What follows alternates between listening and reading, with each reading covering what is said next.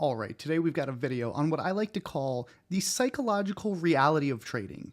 And this really touches on what being in the trading seat, especially early on in the learning curve, feels like, especially when you take losses, which are inevitable. And so what I wanted to do here is this is my cumulative lifetime P&L. And so as you can see, pretty much the first couple years, really the first 4 years look like pretty much a rounding error. But the reality is it's all a rounding error in the big picture. But day to day, all of this was miserable those first couple years, right? I mean, I assume the red means negative P&L here. Then the green is when I started to go positive and break even, and it was 2 years for me to hit my 100K milestone. So somewhere in here, I obviously can't pinpoint it. I have no idea, but the point I want to make is I met with a trader last week at SMB Capital, and he was a younger, newer trader, and he was expressing to me that he wasn't making the progress he felt like he should be making. And I said, okay, let's dive into your data and see where we're at. And we looked at his trading data, and what he showed me once we started crunching all of the numbers was very, very typical of where someone successful should be on their learning curve for his point in on it. And he was a couple years in, and so most of his trading totally washed out. I would say 80% of his trades washed out P&L wise. What didn't wash out was pretty much like his top, like, I don't know, 5 to 8 trading days so far this year made up over 100% of his P&L. And let me give you a shocker, that's actually totally normal, especially early on, and even later on. Most of your P&L is super asymmetric. Most P&L for a good trader, an elite, a beginner, even a firm comes from a very skewed amount of select few days. And so as we started to look at it, I'm like, dude, like, look at the progress you've made. But he's like, yeah, but day to day it doesn't feel so good. And this is the concept I explained to him that I think will make sense for a lot of you. So this is the one Da Vinci B, who's definitely not me, a different artist's interpretation of what it feels like day to day. So that first chart was zoomed out, and everything looks amazing when we're zoomed out.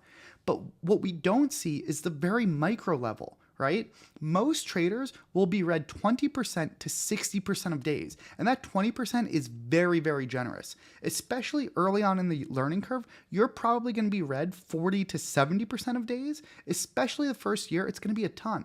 And I don't think at any point in my career was I that consistent.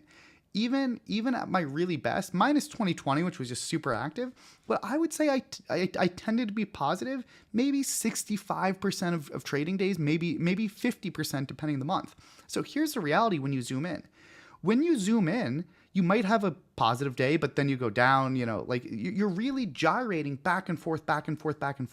So when you're in the trenches, in the seat, you don't recognize that overall you're slowly starting to trend up when you get to like year 2, 3, 4, 5, etc.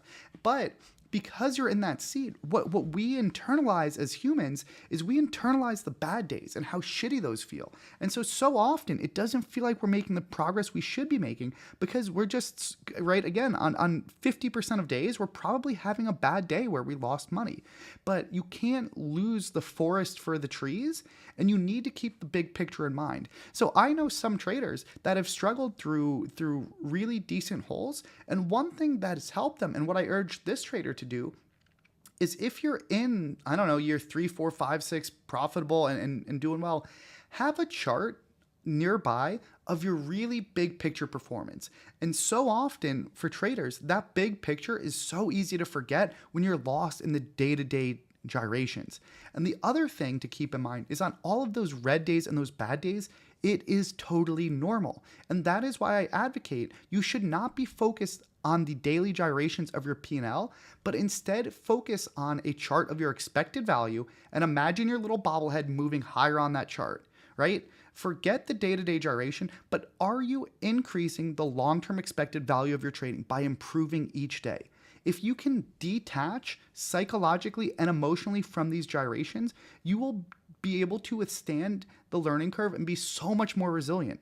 And I think this is an important lesson for everybody that it will really help a lot of you recognize this and have that big picture view and be able to maintain that when times are tough, as they inevitably always are. That is part of the job and part of a learning curve. You know, much like if you were a poker player or a tennis player or any type of athlete, like, I mean, think about batting averages, right? Nobody's ever batting more than even 400% pretty much, right? So on the average at bat, even if you're an amazing hitter, you still feel shitty, right? And if you're playing sports, I don't know, most teams still aren't crushing, you know, and flawless. They're still losing a ton of games. So you can't let those gyrations affect how you overall feel about your progress. You need to zoom out. You need to think about the big picture. And most of all, you need to divorce yourself from this psychologically if it's hurting you. Instead, focusing on, am I improving each day? Is the expected value of my performance improving over the long run? Hope this helps. The one Da Vinci B, out of here.